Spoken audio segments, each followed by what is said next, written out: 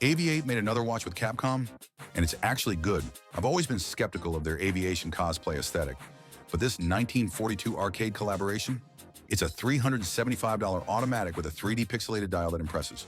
Let me show you how this collaboration actually delivers. This is PILOT WATCH GOUGE, where function in the cockpit meets obsession on our wrists. Just honest intel for pilots and watch nerds alike.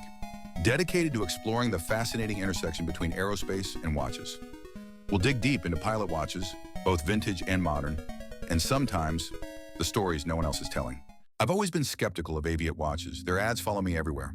Oversized cases, cockpit gauges for subdials, rivets and stencils. It strikes me as more cosplay than cockpit, selling the idea of aviation, not tools for accomplishing aviation. So when AVI-8 announced their third collaboration with Capcom in 2025, yes, the Street Fighter and Resident Evil Capcom, to make a watch inspired by the 1985 arcade shooter 1942. I'll admit I was intrigued. That game ate a lot of my quarters. Players flew a pixelated P-38 Lightning over the Pacific, dodging anti-aircraft fire. Simple, challenging, endlessly replayable. This is the Hawker Hurricane Clowes Automatic Capcom 1942, Pixel Limited Edition from AVI-8. 46mm stainless steel, sapphire crystal, automatic movement, 3D molded pixel dial mimicking the original arcade screen. Limited to 200 pieces per colorway. Mine's the Azure Ace, number 107. At $375, it's honest about what it is. A fun, nostalgic automatic that doesn't pretend to be more. 1942 wasn't about simulation or accuracy. It was an 8-bit escape into the fantasy of flight. Let's see if this watch offers the same thing. At $375, you're not paying for fancy finishing or Swiss prestige. You're getting a reasonably reliable mechanical movement, wrapped in nostalgia that for once feels intentional. Pick up the Pixel Limited Edition, and the first thing that jumps out is the dial. Instead of the usual aviation cliches, faux instruments, stencil numerals, and rivets, this one goes full arcade. The surface is a 3D molded pixel grid, each tiny square catching light like a miniature CRT screen. The blue of the Azure Ace version calls out the Pacific Ocean backdrop of the original game. Applied indices rise out of that pixel field, molded from 2 colors of Swiss New Light Lume, and the second's hand picks up the colors of the projectiles fired, a nod to the stylized P-38 Lightning you flew in the game. An enemy Die Here You bomber lurks near 9 o'clock as Super Ace blasts away with a power-up near the 3. If you played the game, you know exactly what these mean. If you didn't, they're just cool design elements. It's playful, but there's real dimensionality here. Light hits the dial differently as you roll your wrist, like a sprite coming alive on screen. And the case wears as expected. Short, downward curved lugs make it work. The case back features artwork from the game's original promotional flyer, which weirdly shows what looks like an F4U Corsair, not the P-38 Lightning you actually flew in the game. Classic 1980s arcade marketing? Close enough was good enough. The 5 atmospheres of water resistance, or 50 meters, is fine for daily wear, but leave it off for pool days. Finishing is straightforward. Brushed surfaces, minimal polishing, nothing fancy. Just consistent and clean. AVI-8 uses a Seiko NH35 automatic movement here. 24 joules, hacking, hand winding, 41-hour power reserve. The same workhorse you'll find in countless micro brands because it's accurate, serviceable, and nearly unkillable. It's not trying to imitate an instrument panel. It's trying to remind you of a Saturday in 1985, quarters in hand, head in the sky. I wore the Azure Ace 1942 Pixel Limited Edition for a week, around town on errands, and yes, to an actual arcade for some 8-bit nostalgia. Capcom's 1942 came out when I was in middle school. I wasn't much of a gamer then, and I'm definitely not one now. But there's something comforting about that simple loop of pixels and propellers. Just a P-38 Lightning, a joystick, and a sky full of enemies to blast. The same kind of escapism that, honestly, this watch is built around. The 46mm case sounds enormous, but on my 8-inch wrist, I like it. It wears flatter than expected, the lugs curve down, and the crown doesn't bite. Pilot watches are judged by 3 things: size, visibility, and ease of use. This one scores 2 out of 3. Size, absolutely. Ease of use?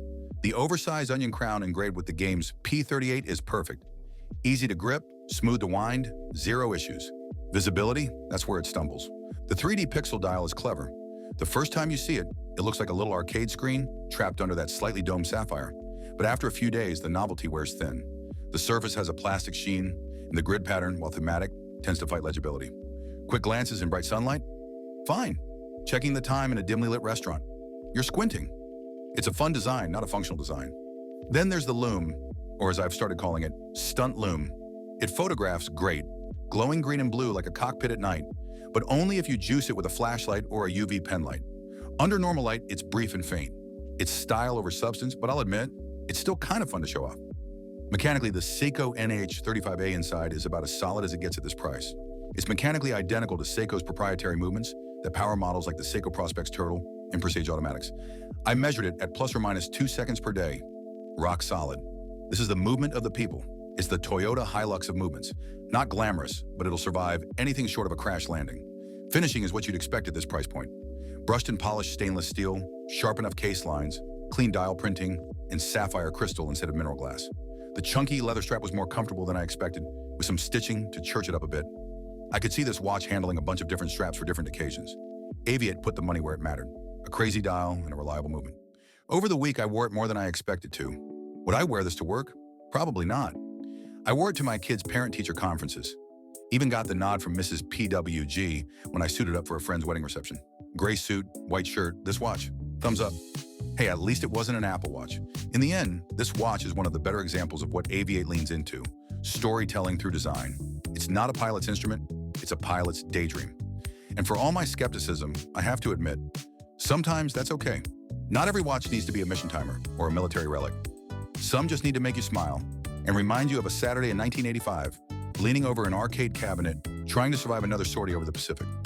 As the week rolled on, I started thinking more about the question everyone asks about limited editions. So will this watch ever be collectible? Maybe, but only in a small niche way. The Azure Ace colorway sold out quickly. There's genuine appeal here for Capcom fans. But let's be honest, you're not buying this to flip it. You're buying it because it makes you smile. The AVI-8 Hawker Hurricane Clowes Automatic Capcom 1942 Pixel Limited Edition isn't some investment-grade timepiece, but this Azure Ace color is already sold out.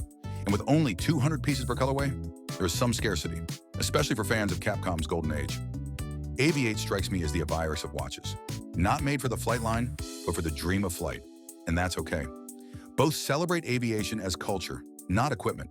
Like most limited micro-brand collabs, it's not about resale value, it's about story value. If you grew up feeding quarters into a 1942 cabinet, this blend of pixels plus sentiment hits differently.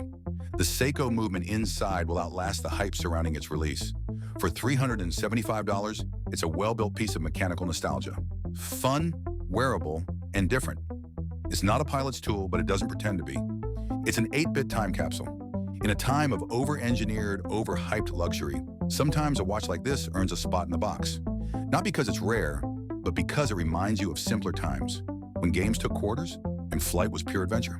If you enjoyed this dive into AVI-8 and Capcom's collab, hit that like button and drop a comment with your favorite arcade game from the 80s. Then subscribe. It tells the algorithm this kind of aviation storytelling matters to you. Each episode, I look past the hype to find the stories where watches and wings intersect. Next time, we're getting an expanded look at a piece of history. Until then, keep your speed up and your crown screwed down. See you in the debrief.